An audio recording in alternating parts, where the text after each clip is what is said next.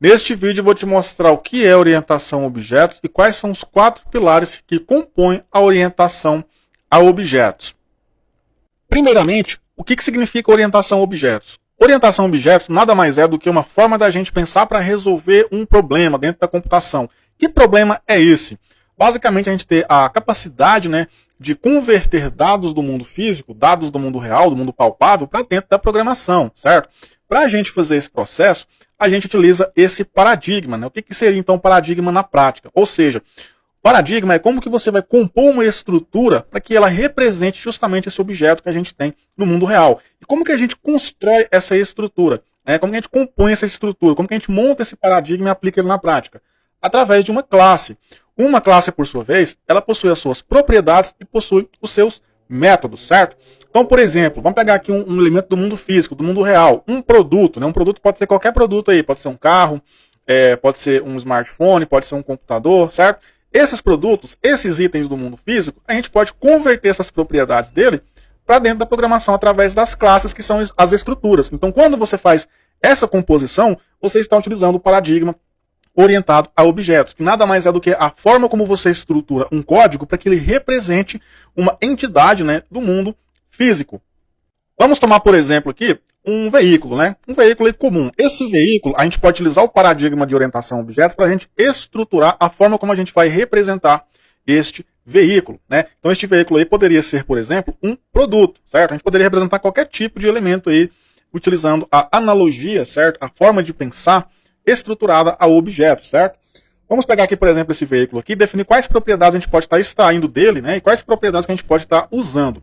No primeiro contexto aqui, a gente tem a marca, certo? Desse veículo, a gente tem um modelo, a gente tem um ano e a gente tem o quê? A cor do nosso veículo. Então, esse aqui é o objeto, certo? Do mundo físico. A gente vai utilizar o paradigma de orientação a objetos para pegar os dados necessários desse veículo, que vai ser um produto, certo? A gente vai compor esse classe, daí que vem a orientação a objetos, a forma como a gente vai utilizar esse paradigma. Então, paradigma nada mais é do que você extrair os dados, certo, desse elemento aqui, através de propriedades. Quais propriedades? Marca, modelo, ano e cor. Poderiam haver inúmeros aí, atributos dentro da classe veículo. Quando esse veículo aqui for transformado em uma classe, e virar de fato um objeto, esse objeto ele vai ser armazenado na memória principal do computador, certo? E quais que são os 4 pilares que movem a orientação a objetos? O primeiro pilar é a abstração, o segundo é encapsulamento, o terceiro é a herança e o quarto, por último, aí, é o polimorfismo. Eu já falei sobre isso aqui, inclusive, nesse canal, certo? E quando a gente instancia uma classe, ela basicamente vira um objeto, na memória do computador. Aqui a gente tem, por exemplo, essa classe aqui, certo? Veículo, no caso que seria um produto. E agora a gente tem basicamente 2 instâncias, dessa classe aqui. A gente tem um veículo aqui da marca Volkswagen, modelo Gol, ano 2020, da cor vermelha. Aqui a gente tem o mesmo veículo, certo? Porque deriva da mesma classe. A marca aqui é a mesma, o modelo é o mesmo, porém o ano e a cor, você pode ver aí que são diferentes, certo? Bom, e as propriedades, toda classe que deve ser bem escrita, ela tem basicamente 2 formas da gente estar dando acesso a esses atributos. Ou esses atributos eles são privados, ou eles são públicos, Então, por exemplo, aqui na classe veículo, a gente tem marca, modelo, ano e cor. O que é interessante a gente fazer? A gente pegar essas propriedades e mantê-las privadas aí, certo? Outras classes não vão conseguir ter acesso a essas propriedades. E como que a gente faz para ter acesso a essas propriedades, então? A gente vai definir métodos públicos que vão alterar, ou vão retornar os dados dessa nossa classe, certo? Feito isso aí, o que a gente vai fazer? Quando a gente instanciar o nosso objeto, a gente pode acessar essas propriedades ou métodos através do ponto. Então temos aqui, objeto, ponto propriedade, objeto, ponto método.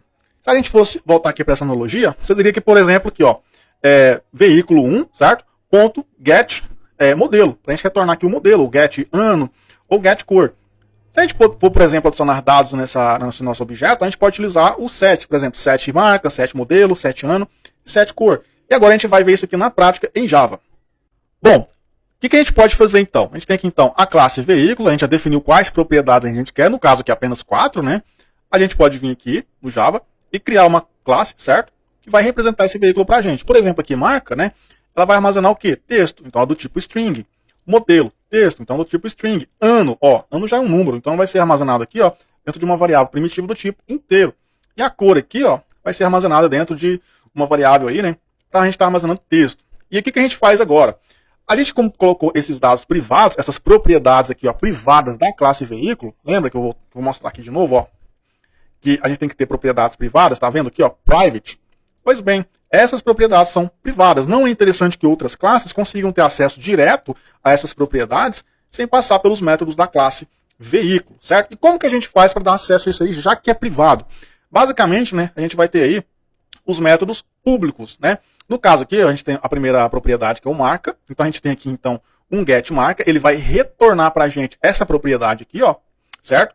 E a gente tem aqui agora o setMarca. Você pode ver que esse get aqui, ó, esse prefixo antes de marca, vem de obter, enquanto esse aqui, ó, vem de informar, setar, popular, etc, certo? Nesse caso aqui, a gente vai ter um setMarca, a gente vai passar um dado compatível com o que a gente quer armazenar, e a gente vai utilizar, ó, o this.marca. Esse this aqui, ó, significa que a gente está nos referenciando à propriedade privada. Por que a gente faz isso aqui no set e não no get? Porque no get aqui, ó, você pode ver que não passa nenhuma variável, ó, como parâmetro. Aqui no setMarca, a gente já passa uma variável aqui, ó, marca, então tem o mesmo nome. Então, como tem o mesmo nome, a gente precisa informar aqui, ó, através do this, que a gente quer adicionar esse dado aqui, certo? Nesse elemento aqui, nessa propriedade aqui, certo? E, seguindo aqui o exemplo, deixa eu aumentar aqui um pouquinho o zoom, a gente tem aqui, então, o veículo 1 e o veículo 2, que representam para a gente aí, ó, essas imagens aqui, certo? A gente pode ter múltiplos objetos, aonde? Na memória do computador, certo? Então, por exemplo, aqui, ó, a gente tem o veículo 1, ponto setMarca, modelo, ano, e também a cor. Veículo 2, né? Você pode ver que elas são derivadas aqui, ó, da mesma classe, certo? Eu poderia ter dezenas, centenas de veículos aqui, que são produtos. No caso que a gente tem a marca, o modelo, o ano e também a cor. A gente poderia aqui adicionar alguns métodos, certo? Para que a gente conseguisse montar aqui uma espécie de impressão desses dados para a gente. Por exemplo, ó, eu adicionei aqui, agora para a gente estar exibindo os dados aqui, ó, tanto do veículo 2 quanto do veículo 1. Então aqui a gente fez a instância dos veículos, do primeiro e do segundo, e aqui a gente vai, ó, justamente consultar os dados. Repare o seguinte, para mim acessar uma propriedade de um veículo, eu tenho que passar obrigatoriamente pelo quê? Pelo método, certo? Então aqui, ó, no caso, como eu estou criando um veículo e adicionando propriedades a ele, no caso aqui é o vermelho, ó, certo? A gente utiliza o ponto e informa qual propriedade a gente está querendo aí, ó, ajustar, certo? Da mesma forma o veículo 2. E para a gente obter os dados, ó, o get, tá vendo? Ó, get marca, get modelo, get ano, get cor, dentre outras propriedades que tiverem, certo? Deixa eu voltar aqui, ó. Aí, ó, objeto.propriedade, objeto.método. Vamos rodar aqui um projetinho para nós vermos como é que vai ficar. E tá aí, ó, certo? Veículo 1, marca, modelo, ano, cor, certo? Então, isso aqui, ó, pode ser interpretado como um produto. A gente pode colocar preço, pode colocar outras informações, certo? Pode criar outros veículos também com outras marcas, diferentes cores, diferentes anos. A gente pode associar isso aqui com um dono depois se for um sistema que vai persistir isso aqui em uma base de dados. Ou seja, são infinitas as possibilidades que a gente pode fazer aí, né, com orientação a objetos. Então, resumindo aí, para a gente utilizar orientação a objetos, você primeiramente define quais propriedades você quer mapear, certo? No caso aqui eu quero mapear apenas essas propriedades aqui para essa classe, certo? E depois a gente faz a instância, né, depois que a gente molda a nossa classe aí, de cada classe dessa aqui, né? E aqui no caso a gente vai ter o quê? Um objeto que vai ficar na memória do computador, certo? Que é uma variável aí complexa, beleza? Em próximos vídeos eu posso estar explicando um pouquinho aí, né, sobre polimorfismo, herança, essas coisas, apesar de já ter vídeo meu falando sobre isso aqui, beleza? Bom, é isso aí então, valeu e até a próxima.